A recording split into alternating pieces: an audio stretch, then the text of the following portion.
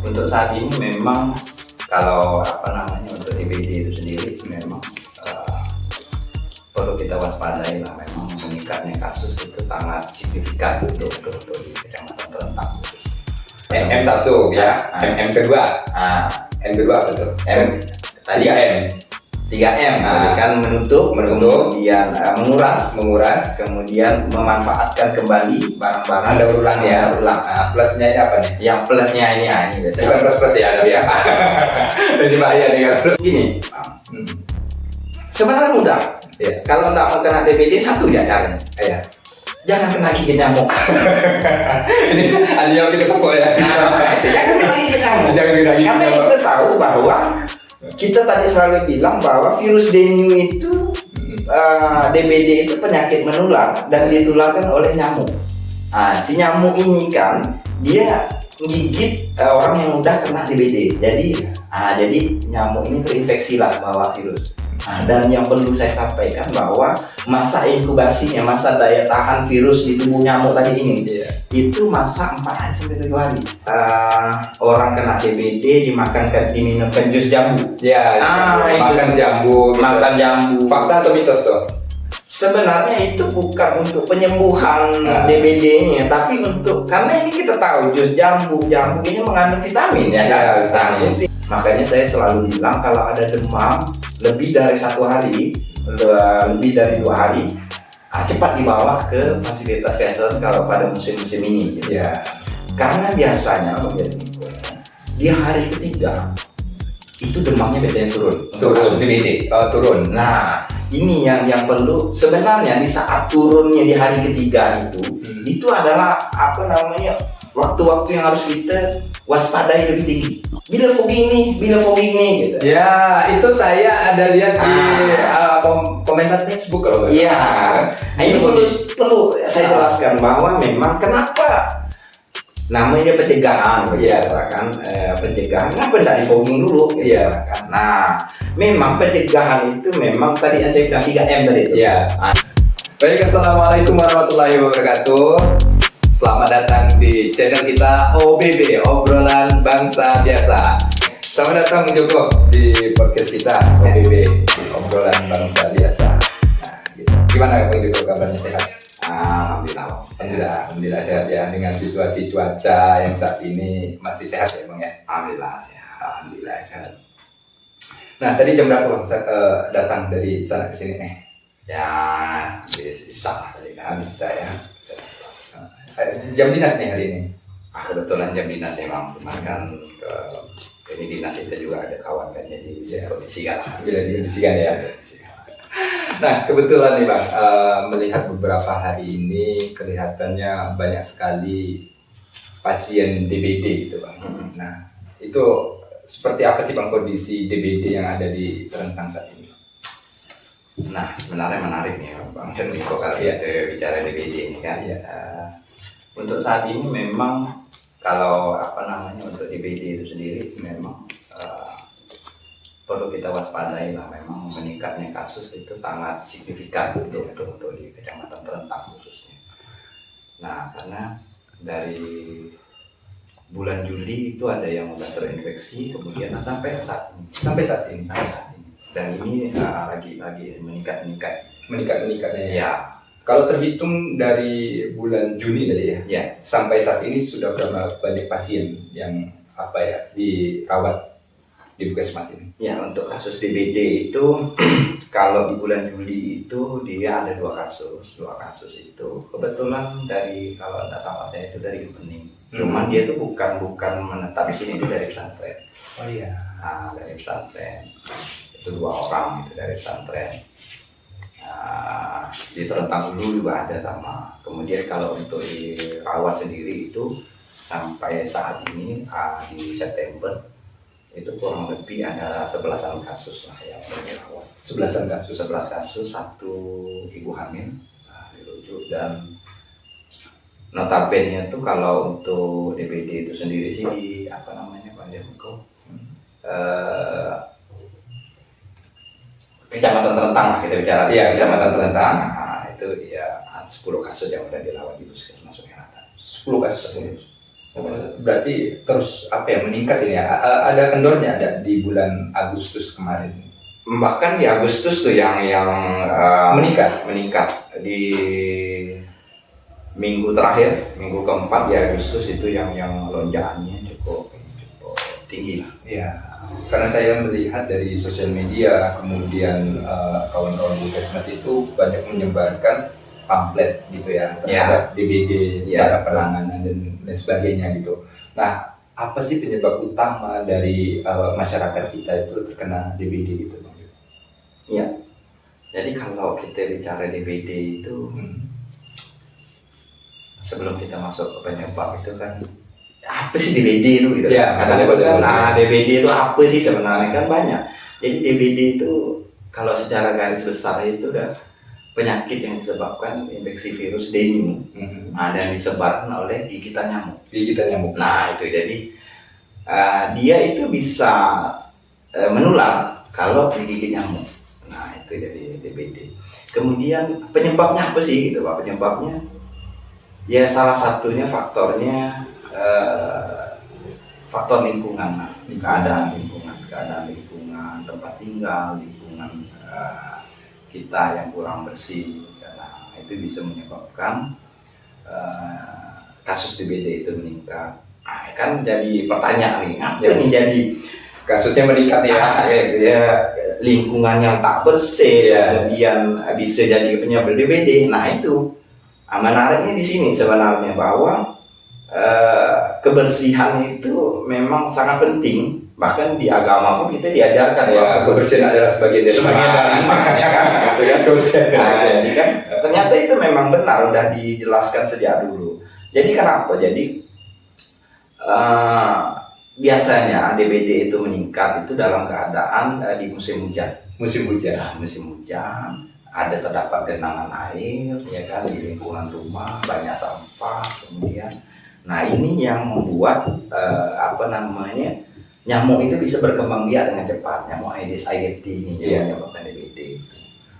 Nah, jadi, tapi dia ini uniknya lagi bahwa nyamuk ini dia milihnya tempat yang ini air yang tempat bersih gitu Pak, air bersih, penampung air bersih gitu ya. Penampungan bersih, air bersih. Kemudian kalau di rumah itu kadang kita teledor tuh banyak. Nah ini perlu kita ketahui lah buat kawan-kawan semua tuh. Dia ini bisa berkembang biak itu di tempat misalnya kulkas, tahu nggak kulkas? Iya, kulkas. Nah, kulkas itu kan di belakangnya ada air tuh. Oh iya. Nah itu salah satunya, makanya itu bisa jadi tempat kembang biak nyamuk Aedes aegypti itu. Nah, kemudian biasanya anak-anak bujang ini yang kacau ini perlu saya sampaikan, biasanya di kos-kos itu gantungan baju. Oh iya. Nah, tempat dia berkembang biak juga ya. Handuk yang lembab, makanya itu bisa jadi tempat berkembang biak karena nyamuk ini dia itu sukanya di tempat-tempat yang lembab. Nah ini air ini juga jadi pengaruh ya. Ternyata kita juga baru tahu nih, bahasanya dia suka di tempat-tempat air yang bersih gitu ya. Iya. Nggak di tempat yang kotor ya. Nah, kalau untuk khusus nyamuk ini yang air dia memang di penampungan tempat air yang bersih. Air yang bersih. Nah, makanya ada namanya 3M ya kan. Iya, 3M. Ya kan, menutup, kemudian menguras, kemudian mendaur ulang. Nah, karena sekarang ini ada lagi namanya 3M plus. Ada plusnya. Jadi kan menutup nih apa? Jadi memang jadi tempat penampungan air itu yang ada di sekitar rumah kita itu kita tutup, ya kan? Kita tutup supaya apa? Supaya jentik-jentik itu enggak ini. Ya, M1 ya. M kedua. M kedua apa tuh? Tadi 3M, kan menutup, kemudian menguras, kemudian memanfaatkan kembali barang-barang. Daur ulang ya. Plusnya ini apa nih? Yang plusnya ini biasanya. Bukan plus ya, tapi ya. Jadi bahaya nih kan plus. Nah plusnya ini kadang gini, plusnya pakai lotion nanti, pakai autan, kemudian seperti yang kita perhatikan pakai kelambu. Iya, pakai kelambu. Kemudian biasa di rumah kita kan ada ventilasi, ventilasi itu dikasih ram, jaring-jaring supaya nyamuk itu tidak masuk lewat ventilasi itu. Nah kalau ini biasanya masyarakat kita tuh masih sering pakai racun nyamuk yang dibakar itu kan, Iya. kan termasuk udaranya gitu kan. Apakah bagus itu? Rekomendasi tidak sih kalau racun nyamuk yang dibakar itu gitu? Atau efektifnya lebih pakai lotion gitu? Ya, sebenarnya sih nggak direkomendasikan yang bakar kan, Yang bakar. ada asapnya gitu, karena ada asapnya. Lebih direkomendasikan sih memang yang elektrik atau yang lotion. Yang lotion. Karena nanti kalau yang sifatnya bakar itu nanti ada yang asma atau apa di rumah itu juga bisa menambah pemicu dia menjadi makin sesak dan batuk kan, karena asap yang dibakar tadi. Memang rekomendasikan yang pakai lotion lah, pakai lotion atau yang elektrik lah. Nah kalau DBD ini kan karena perpindahan cuaca ya, Joko ya kan dari musim panas ke musim penghujan. Nah ini kan kebanyakan di Afrika juga, Asia Tenggara juga nih kan yang perpindahan musim ini seperti itu kan. Nah kelonjakannya itu sejauh mana sih dari musim penghujan, dari musim panas ke penghujan ini kan? Lalu timbullah DBD yang saat ini kita ketahui bahwasanya penuh nih pasien di puskesmas gitu kan. Signifikannya itu sampai apa ya bahasanya gawat darurat, sampai penuh atau sampai kerujuk ke rumah sakit kota. Itu seperti apa yang terjadi di desa seperti itu? Nah itu karena meningkatnya ini kan itu udah saya bilang tadi bahwa karena dia biasanya DBD itu terjadi di saat musim penghujan. Kenapa di musim penghujan? Karena curah hujan yang tinggi. Curah hujan yang tinggi biasanya selain penampungan air kita banyak, kemudian di sekitar rumah jika memang kotor ada ban-ban bekas, ada kaleng bekas. Di situ itu jadi tempat, meskipun kecil gitu ya. Meskipun tempat kecil. Berkembang biaknya dia. Itu jadi tempat dia berkembang biak. Makanya di saat musim penghujan itu kasusnya lebih tinggi.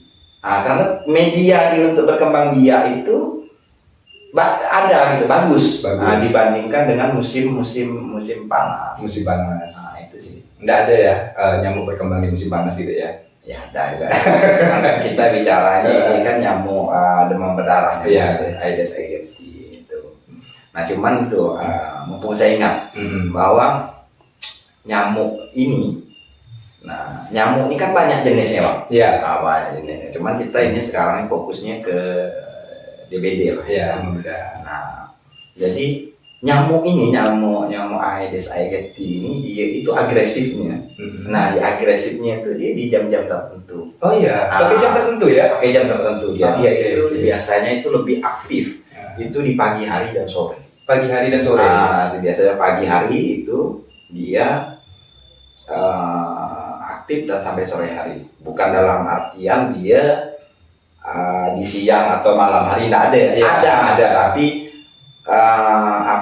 intensitas dia lebih agresifnya. Seperti kita manusia itu aktivitas kita itu di pagi sampai siang. Betul. Bukan dalam artian di malam hari tidak ada yang beraktivitas, ada.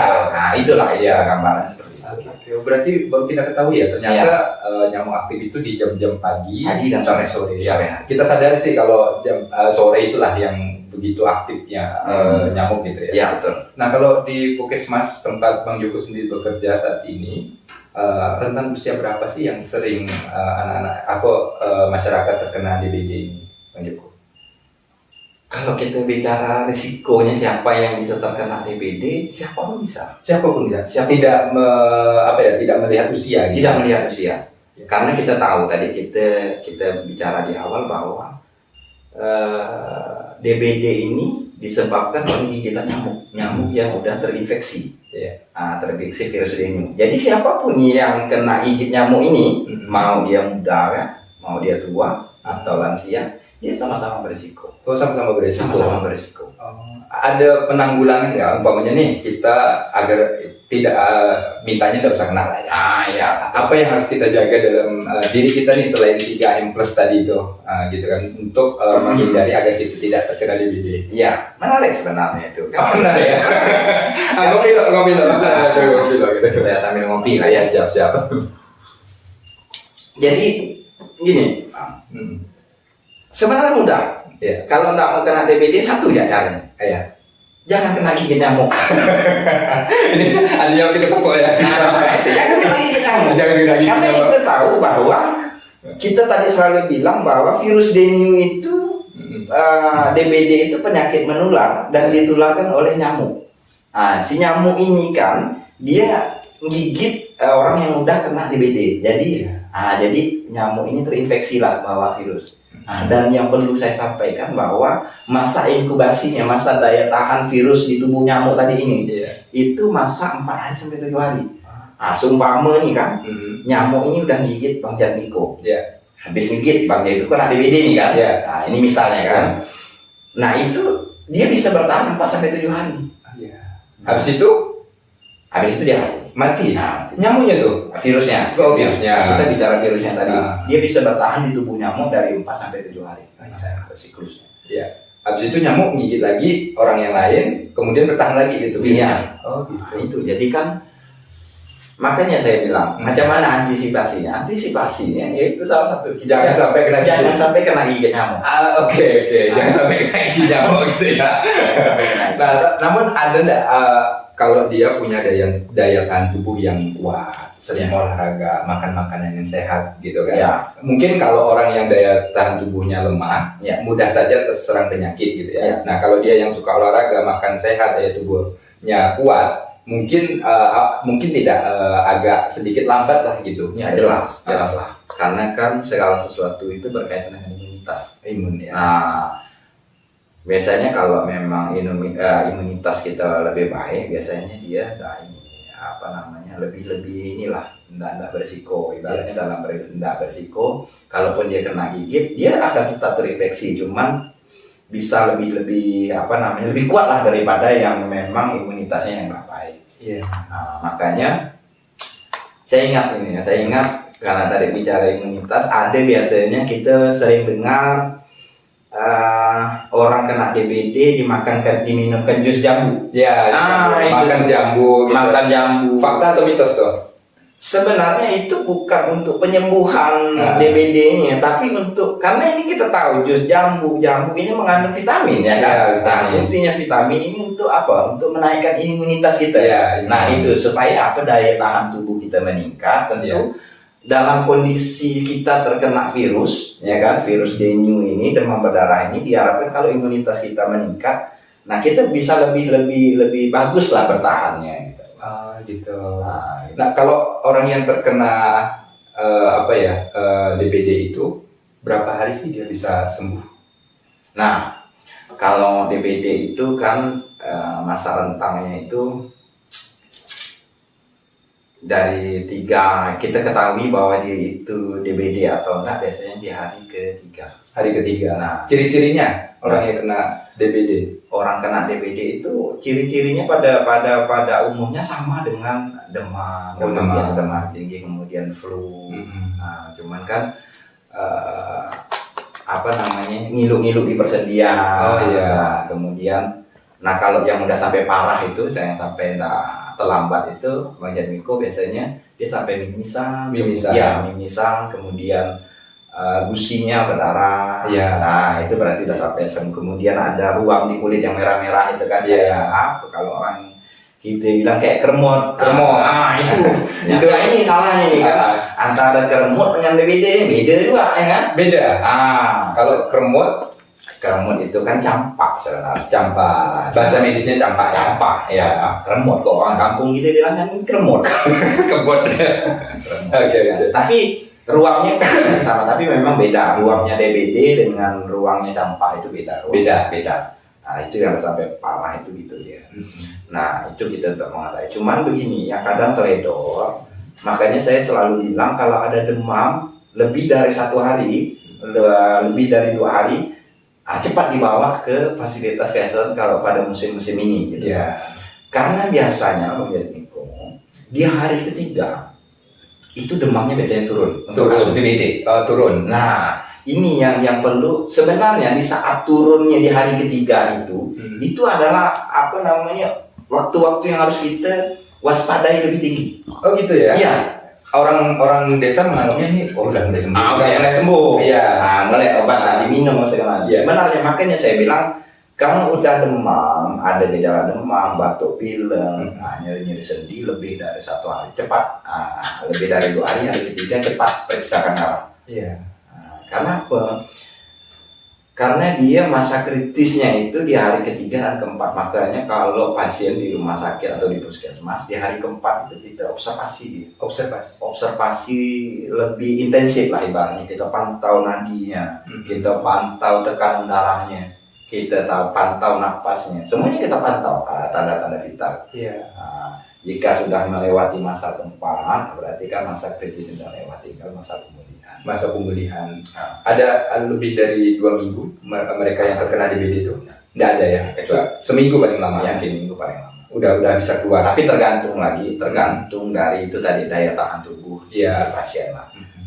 Karena kan kita tahu bahwa DBD ini disebabkan virus, kemudian tanda dan gejalanya itu tadi ada penyakit penyertanya kayak demamnya, kemudian pusingnya, batuk pilek, kadang ada sampai mual muntah. Nah itu kadang ini kan tingkat masing-masing tubuh merespon itu beda-beda. Ada yang sebentar, ada yang lama, ada yang lama gitu ya. Nah, gitu sih. Oke, menarik sekali ya kalau DBD-nya. Menarik, bukan seharusnya menarik kita iya kan, tapi bagaimana kita mewaspadai gitu ya. Menarik untuk diketahui secara benar tentang DBD, bahwa jangan sampai gitu Pak, nanti DBD ini karena sekarang ini kan jadi model kayak mau abah.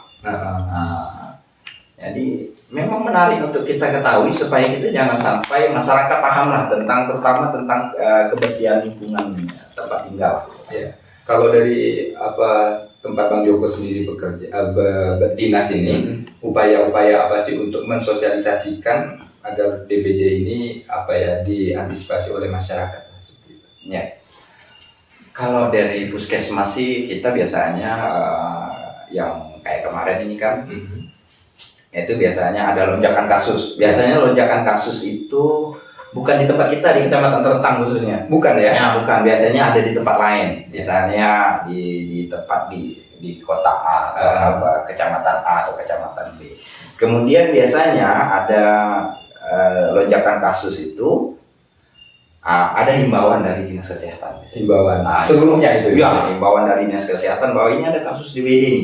Tolong wilayah binaan puskesmas yang belum kena tolong diperhatikan. Wilayah binaannya gitu kan. Nah biasanya sih kita kalau yang udah kedapatan itu kayak kemarin itu macam di Terentang Hulu, kemudian di TR 15 Raga 2 itu ada. Nah biasanya kita langsung PE ibaratnya petugas turun, penyelidikan epidemiologi namanya. Yang jelas petugas turun lah ke lapangan langsung ke lapangan ya kan. Ke lapangan. Nah, turun ke lapangan biasanya langsung mendata dia demamnya udah berapa hari, ada bepergian kemana ataukah hanya di sini saja. Itu namanya. Kemudian udah sampai ini, misalnya si yang rumah ini yang udah kena, nanti kita pergi ke rumah sebelahnya. Kita tanya lagi lingkungan sekitarnya, karena dia sesuai dengan ini menariknya, ini nyamuk ini kecil, dia punya bentuk yang khas.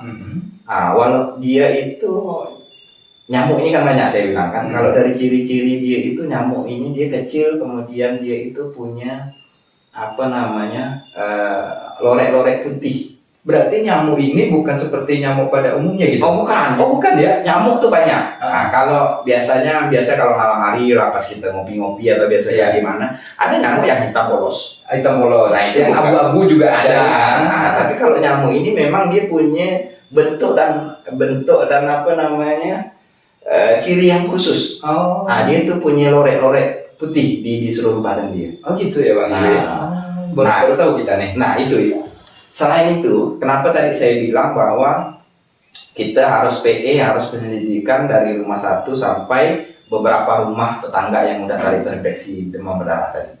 Karena nyamuk ini walaupun kecil, dia itu punya jangkauan terbang itu 400 meter. Dari titik A ke titik B ya? Dari titik A ke titik B itu 400 meter. Dan jarak terbang tingginya itu kurang lebih 10 meter. Itu tinggi juga ya? Tinggi ya, makanya itu saya bilang, kalau misalnya di rumah A di sini, kita nggak selesai di sini, tapi kita harus pergi ke tetangganya. Iya. Apakah ada yang memiliki tanda dan gejala demam yang seperti yang udah kena DBD? Nah itu sih kemarin puskesmas sudah lakukan itu. Nular tidak ini? Umpamanya si A kemudian menularkan DBD ke si B gitu. Menular nggak penyakit DBD ini? DBD itu ya ini kalau menular misalnya kayak saya dengan bagian kebersenggolan atau kita salaman itu enggak menular. Enggak menular ya? Karena memang DBD ini kan tadi saya bilang dia ditularkan oleh gigitan nyamuk. Iya. Oleh nyamuk digigit, nyamuknya terinfeksi dan gigit kita yang itu yang penularannya itu oleh gigitan nyamuk. Tapi kalau macam bersentuhan atau apa enggak ya gitu. Nah tapi tadi Bang Joko mengatakan ada ibu hamil yang terkena. Iya gitu. Nah ini anaknya ini akan berisiko terkena infeksi DBD atau tidak? Ya itu makanya yang kita waspadai sebenarnya ibu-ibu hamil ini, karena kalau kita penanganannya lambat itu ibunya bisa shock, bisa keadaannya tidak baik, kemudian si janin, nah ini si janin kalau bisa menular ke janin dia. Oh menular? Ya menularnya dalam artian bisa prematur nanti. Jadi perkembangan janin itu bisa terhambat pada saat ibu hamil. Bisa dia keguguran, Bang Ibu. Guguran ya? Iya, makanya kita sangat kalau ibu hamil itu cepat kita harus penanganannya, jangan sampai dia ke tahap yang lebih parah gitu. Oh gitu. Makanya kebetulan kemarin yang ibu hamil itu coba kita rawat di puskesmas, kan keadaannya kurang baik lah. Iya. Jadi sekarang posisinya kita rujuk. Oh rujuk, dirujuk. Berarti saat ini yang baru dirujuk nih ibu hamil. Ya ibu hamil, ada anak-anak, ada juga kita rujuk kemarin. Anak-anak usia berapa tuh? Balita? Balita. Nah Bang Joko, kalau orang sudah terkena DBD ini sembuh, bisa kemungkinan besar lagi ke depannya dia akan terjangkit lagi DBD atau hanya sekali itu saja? Iya. Dalam hidupnya gitu. Ya. Nah sebenarnya kalau misalnya yang udah terinfeksi sebenarnya dia diuntungkan dalam artian ada tercipta antibodi di dalam tubuhnya. Iya. Tapi dalam artian bukan sudah tercipta antibodi DBD, virus dengue di dalam tubuhnya, dia nggak bisa terkena. Dan malah ini yang lebih diantisipasi sebenarnya. Mereka yang sudah alumni DBD, jika dia udah terkena di mana bisa kemungkinan resikonya bisa lebih parah daripada sebelumnya. Oh iya. Nah, tapi diuntungkannya dia udah punya antibodi yang antibodi terbentuk di dalam tubuhnya. Berarti selama dia sakit ini diberi antibodi terus, ya, gitu ya. Tercipta antibodi karena yang udah DBD tercipta antibodi dalam tubuhnya, tapi tidak menutup kemungkinan dia ini juga nanti akan terkena. Dan jangan sampai terkena. Biasanya kalau dia kena ulang, namun bakal ngulang nih kan? Namun bakal ngulang biasanya enggak sedikit. Lebih banyak. Nah, itu yang perlu kita khawatirkan. Jangan sampai dia berulang. Karena kalau berulang biasanya faktor risikonya lebih besar daripada sebelumnya. Oh gitu. Nah, tetapi diuntungkan dia punya imunitasnya. Berarti selain di DBD-nya imunitas dia kebal lah gitu ya. Agak sedikit berkurang ketika kena penyakit yang lain juga gitu mungkin Bang Joko. Nah, tapi tidak dipungkiri juga dia bisa kena. Iya. Satu di antaranya cara menghindarinya adalah jangan sampai kena gigit nyamuk. Iya, karena salah satu tak ada cerita lain. Makanya kalau ini kita biasanya bepergian atau kemana, kita diwajibkan menggunakan lengan panjang. Daerah yang tahu rawan DBD, kita pakai baju lengan panjang, kemudian ada bahan apa saya cuma lupa, nanti boleh lah Bang Jadmiko searching gitu kan. Ada bahan yang memang udah dia kayak ada jenis obat nyamuknya gitu. Oh gitu, jadi baju itu sudah dilengkapi dengan racun nyamuknya. Antiseptik. Ya, biasanya itu digunakan kalau kita pergi ke daerah-daerah yang memang tingkat DBD-nya tinggi. Ya mungkin ke kebun kali ya. Bukan. Misalnya di daerah ini tingkat DBD-nya tinggi, ya biasanya kita disarankan pakai lotion. Nah sejauh ini petugas gitu di puskesmas itu ada enggak yang terjangkit DBD gitu? Ya alhamdulillah kalau petugas yang mudah-mudahan jangan. Saat ini belum ada ya? Saat ini alhamdulillah aman karena kita juga selalu jaga kawan-kawan terutama imunitas, kemudian lotion pada saat piket jaga malam ini. Ya, karena malam ini kan agak aktif dia ya. Yang ada sore hari, sore hari. Tapi berisiko dalam arti apa? Kita nih nungguin orang yang udah terinfeksi. Benar. Nah, layaknya kayak kemarin kayak COVID gitu ya. Iya. Nah, COVID kita tunggu, ternyata orang yang sakit bisa menyebarkan. Tapi Nah, bedanya ini ada pakai nyamuk. Makanya pandai-pandai lah membuat menjaga diri kita dari kena gigitan nyamuk. Nah, karena kalau kena gigit yang lain apa? Iya. Tapi gigit nyamuk jangan sekarang. Iya, betul.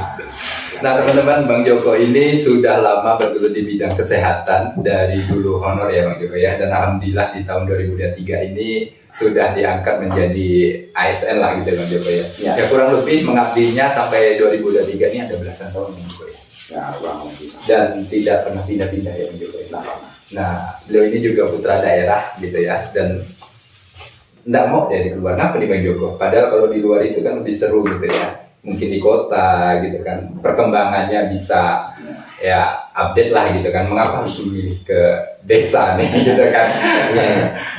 Nah ini salah satu yang menarik lah buat pesan yang saya sampaikan. Ya. Jadi kalau tadi bicara dari honor sampai ke ke ASN, alhamdulillah itu hanya perubahan status sih. Ya, perubahan status. Pekerjaan tetap mengabdinya tetap sama gitu ya. Yang perlu saya tekankan bahwa tidak ada tidak ada perbedaan antara dia non ASN dengan ASN. Iya. Sebenarnya itu status ya sebenarnya. Status ya. Status, ada perubahan status lah, itu bukan jadi persoalan yang besar lah kalau bagi saya. Tapi kenapa saya tidak pengen keluar? Karena terlalu kayaknya kalau saya bilang kalau bukan kita siapa lagi? Ya siap. Tapi terlalu pula ya kan? Betul. Nah, jadi tapi pada intinya ayolah kawan-kawan, itu saya selalu pesan. Iya memang betul, kalau bukan kita siapa lagi? Kalau sekarang kapan lagi gitu ya? Nah perhatikan kampung. Gitu. Iya. Mungkin saya di kesehatan tak bagus-bagus benar. Iya. Nah gitu Pak. Di Bang Jatmiko kalau di bidangnya juga tak bagus. Iya. Tetapi ada gitu Pak. Kita coba memberikan contoh. Ayolah balik kampung kita, sama-sama kita gotong royong nih. Iya. Nah, kan ya alhamdulillah ya kan bertahan di sini. Kalau kita bicara nominal, sebenarnya kalau di luar memang lebih menjanjikan sebenarnya. Lebih besar gitu ya. Besar. Iya. Nah tapi itulah apa namanya, iya pula kalau kita. Ya sudah. Ini apa ya Bang Joko ya, satu pesan motivasi juga kepada generasi muda nih. Karena memang kalau tadi bicara nominal di luar itu lebih besar gitu kan, tapi di sini, nah tapi kan ada poin-poin plus yang bisa Bang Joko sampaikan karena Bang Joko sudah mengalami. Nah kalau anak-anak muda ini kan belum taunya bagaimana cari pengalaman yang lebih luas lagi, cari nominal yang lebih besar lagi di luar sana. Tapi ada plusnya nih kalau di desa gitu kan. Ya kalau saya sih di bidang kesehatan tuh tantangannya gini sih, tantangannya bahwa bagaimana kita di kampung ini dengan segala keterbatasan kita bisa berbuat maksimal untuk masyarakat itu. Ya. Kalau kita bicara di kota, semua baik fasilitasnya cukup. Nah, ada sedikit kebanggaan gitu Pak, ada sedikit kebanggaan dan kepuasan hati di saat kita bisa melakukan hal yang sama. Contoh kebutuhan dasar kepada manusia itu bisa kita berikan, kita bisa setara dengan yang ada di kota. Dengan keadaan Bang Jatmiko tidak perlu saya jelaskan lah itu tentang macam mana ya. Dengan keterbatasan ini gitu bahkan kita bisa bersaing lah ibaratnya. Cuman kan itu tidak bisa juga cuman kita. Ya. Nah, ayolah adik-adik kita balik kampung ya. Balik kampung sesuai dengan bidang masing-masing ya kan. Dalam artian balik kampung ini tidak semua orang harus jadi petani. Mentang-mentang di desa tempat petani lagi kan. Karena ya kalau memang dia sekolahnya di pertanian, mungkin dia bisa menerapkan ilmu terapis yang baru untuk di pertanian. Bang Jatmiko pendidikannya di guru kan, Iya. bisa berinovasi di guru ya kan tentang apa, tidak monoton ibaratnya. Iya. Tentu Bang Janmiko, yang perlu kita sadari dan akui saya pribadi bahwa kita ini kan jebol-jebolan lama. Iya, jebolan-jebolan. Kadang nih kurang update. Kurang update. Nah, ini kurang update. Tentu ada yang baru nih kan, tentu ada lah inovasi-inovasi. Iya. Nah itu ya. Tapi yang pentingnya tuh memang kalau bukan kita lagi siapa lagi? Iya, Yang betul. mau bertahan di kampung. Betul. Nah itu sih Bang. Nah, seperti kita ketahui bahwasanya tidak hanya di kesehatan, di pendidikan, di pemerintahan, kita masih kedatangan dari tenaga-tenaga dari luar. Ya, gitu. Nah, alangkah lebih efektifnya kalau yang berada di dalamnya itu adalah memang orang putra-putra daerah gitu Joko. Sehingga dia tahu sendiri kondisi yang harus dia lakukan untuk tempat tinggalnya gitu Bang Joko ya. Betul. Ya. Ada DBD kemudian bila fogging nih gitu. Ya, itu saya ada lihat di komentar Facebook kalau nggak Iya. salah. Nah, ini perlu saya jelaskan bahwa memang kenapa namanya pencegahan begitu Iya. kan, pencegahan kenapa tidak di fogging dulu gitu Iya. kan. Nah, memang pencegahan itu memang tadi saya bilang 3M tadi itu. Iya. Nah, itu ya pencegahan yang paling baik menurut saya 3M, mengubur, menguras, kemudian mendaur ulang. Iya. Kemudian plusnya tadi seperti pakai lotion, menutup ventilasi di rumah, Iya. plusnya kan. Nah, kenapa tidak fogging? Iya. Nah, fogging itu bisa dilakukan jika memang dia sudah ada kasus. Kasus. Iya. Makanya pencegahan itu lebih bagus dari 3M. 3M. Karena kenapa dia harus ada kasus dulu? Karena kalau tidak ada kasus, takutnya dan fogging pun ada aturan mainnya Bang Janmiko. Oh, enggak sembarang-barang fogging gitu enggak ya? Nggak boleh, misalnya makanya tadi saya bilang sesuai dengan karakteristik nyamuk ini tadi, nyamuk yang kecil tadi itu kenapa saya bilang di jarak tempuh terbangnya bisa 400 meter, kemudian tingginya 10 meter. Dan kita nggak boleh, misalnya di rumah A ini di sini misalnya, kita harus mulai dari titik 0 minimal itu 100 meter kiri dan kanan, depan dan belakang. Kita nggak boleh melampaui itu, karena kita ketahui karakter nyamuk itu terbangnya, karena dikhawatirkan kalau kita foggingnya melewati Jarak itu. nanti nyamuk-nyamuk yang ada ini menjadi kebal. Kebalnya dalam artian apa? Kebalnya nanti dia udah nggak mempan lagi dengan obat nyamuk yang kita pakai. Fogging itu kan mungkin dosisnya gitu ya. Dosisnya lebih tinggi ketimbang racun nyamuk yang ada. Iya, nanti dia jadi resisten, Mbak, jadi kebal. Jadi nanti nimbul masalah baru. Lotion dipakai nggak mempan, segala macam. Dan perlu saya bilang bahwa saya informasikan fogging itu hanya untuk membunuh nyamuk-nyamuk dewasa. Nyamuk anak-anak enggak? Iya, nyamuk-nyamuk yang udah terbang. Oh, yang udah terbang. Bukan jentik-jentik. Karena kalau jentik-jentik itu pakai abate ya kan. Di air Ya kan. Makanya dia khusus membunuh nyamuk-nyamuk yang dewasa. Jadi fogging itu perlu saya tekankan bahwa dia itu untuk membunuh nyamuk-nyamuk dewasa ya. Iya. Dan fogging tidak bisa untuk menyembuhkan atau membunuh penyakit hati. Penyakit hati. Tidak senang apa ya kan? Kalau sakit hati nah fogging nggak bisa. Jadi fogging tuh. Jadi kita harus luruskan. Betul. Fogging itu hanya untuk membunuh nyamuk dewasa. Nyamuk dewasa. Jadi kalau yang ibaratnya masih jentik-jentik atau segala macam itu harus pakai abate. Makanya tadi Bang Janmiko bilang puskesmas yang ada tuh udah tindakan apa ya, salah satunya pembagian abate. Iya. Kemudian survei ke lingkungan-lingkungan ini yang punya tong air yang berapa ditutup. Nah, kita sarankan ditutup. Jangan sampai dia terbuka. Karena apa? Barang-barang yang terbuka itu tidak bagus. Betul juga. Iya betul. Kalau yang terbuka itu tidak bagus. Tidak bagus.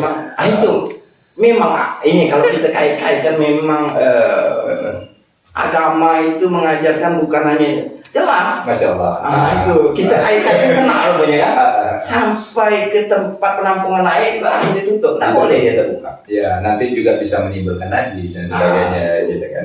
Apa tadi obatnya tuh, Bang Joko yang untuk air tuh? Abate. Abate itu bisa kita dapatkan secara gratis di puskesmas atau memang ada ketentuan khusus gitu. Nggak bisa, kalau abate itu gratis. Biasanya kalau kita itu abate biasanya selain petugas yang membagikan abate itu, abate itu juga biasanya kita titip di kader-kader posyandu. Oh iya gitu ya. Kemudian di RT biasanya kita titip. Karena dibagikan. Iya, untuk dibagikan karena banyak Miko paham lah karena kita juga keterbatasan tenaga untuk membagikan itu secara langsung. Iya, satu-satu warga. Tapi biasanya kita juga turun ikut bagikan. Tapi biasanya lebih ini kita titipkan ke kader-kader lah. Dan itu gratis ya. Bisa jadi masyarakat kapan saja bisa minta ke puskesmasnya. Bisa minta ke puskesmas di bagian casing ya. Nanti ke puskesmas, datang ya ke puskesmas, bilang di loket pendaftaran mau minta abate. Abate itu dikasih satu kali saja, udah atau mau berulang? Satu kali cukup. Satu kali cukup ya. Satu kali cukup. Oke. Oke Joko. Ya. Terakhir apa yang ingin Bang Joko sampaikan sebagai petugas puskesmas kepada seluruh masyarakat gitu kan? Ya. Untuk maraknya DBD ini yang saat ini tersebar mungkin di seluruh Indonesia gitu. Ya. Jadi inilah pada intinya bahwa yang ingin saya sampaikan, ayolah kita sama-sama memberantas DBD, memberantas DBD karena DBD ini tidak bisa diberantas oleh hanya petugas kesehatan. Yeah. Jadi semua lini harus kita libatkan, baik itu lintas sektoralnya, masyarakatnya. Jadi kita harus sama bahu-bahu, ibaratnya gotong royong, ibaratnya menjaga kebersihan lingkungan, kemudian untuk supaya DBD ini tidak semakin menyebar luas gitu ya. Itu sih pada intinya. Ayo kita sama-sama perhatikan lingkungan sekitar kita. Tolong sampaikan informasi bahwa cara-caranya macam apa, gimana ya kan, untuk ini seperti 3M plus tadi. Yeah. Nah itu ya kadang kelemahannya gini, kelemahannya masyarakat kita itu menjadi bahwa informasi yang kita sampaikan tuh kadang-kadang dianggap informasi yang biasa-biasa aja. Makanya harus berulang kita sampaikan. Berulang. Tidak cukup satu orang, nanti orang yang lain. Yeah. Makanya saya di kesempatan manapun, di grup manapun, saya akan selalu sampaikan berulang-ulang itu. Yeah. Karena memang karakteristik masyarakat kita seperti itu. Apalagi informasi yang begini itu kadang-kadang dia agak benar ya. Kecuali waktu itu COVID, takut benar itu kan. Tapi ini udah mulai. Saya bilang bahwa udah mulai was-was masyarakat kita bahwa memang kemarin ada itu saya bilang cuman kadang-kadang permintaannya tidak tepat video fogging gitu. Berarti di situ bahwa ada kesadaran tentang terhadap penyakit DBD ini. Cuman memang caranya, tapi pada intinya bahwa masyarakat sudah sadar bahwa ada ancaman DBD di Kecamatan Perantang, udah sadar bahwa mereka juga ayo macam mana caranya dia. Lalu lah minta fogging kan. Padahal itu saya bilang tadi, fogging hanya untuk membunuh nyamuk dewasa. Nah bisa membunuh penyakit hati. Betul. Penyakit hati. Apa dari penyakit hati benar ya? Kalau patah hati pun tak bisa dong. Nggak bisa ya. Jadi itu yang perlu sampaikan, harus kita sama-sama semua lini, tidak hanya petugas kesehatan, kita sama-sama gotong royong ini kan. Karena begini, karena dari dinas kesehatan pun, kemudian dari Pemda juga support masalahnya. Supportnya dalam artian begini, himbauan selalu, bahkan begini, kalau dari dinas kesehatan itu kepala dinas itu dia minta laporkan setiap saat berapa jumlah tempat tidur yang tersedia di puskesmas. Dia minta update terus setiap hari berapa yang udah terisi. Nah dalam artian begini, dia ikut memantau apakah ini gejolakan kasusnya meningkat atau enggak. Kemudian dari Pemda sendiri Pak Jamiko, kita perlu apresiasi kepada pemerintahan Kabupaten Kuburaya dan Dinas Kesehatan bahwa untuk kasus DBD itu ibaratnya kalau misalnya ada masalah atau ada kasus, misalnya di tingkat puskesmas itu penanganannya kita kewalahan, langsung silahkan bawakan ke rumah sakit Kabupaten Kuburaya. Nah, jadi ibaratnya memang ada slot khusus ya. Ada slot khusus untuk DBD. Jadi ibaratnya jalurnya bisa lebih cepat gitu. Jadi memang mungkin kasus-kasus yang lain. Kasus yang lain. Karena memang kasus ini jarang terjadi, tapi begitu terjadi DBD ini bisa mengancam nyawa. Mengancam nyawa. Ya. Oke. Oke, baik, terima kasih Bang Joko, banyak pesan yang telah disampaikan, Ya. khususnya kita juga yang ada di sini dan seluruh masyarakat yang ada di Terentang dan tentunya Indonesia lah ya. Ya. Insya Allah ini akan kita tayangkan, kemudian akan teredukasi lah masyarakat yang menonton ini. Terima kasih Bang Joko atas kehadirannya. Semoga Bang Joko selalu diberikan kesehatan sehingga dapat menjalankan tugasnya di masyarakat.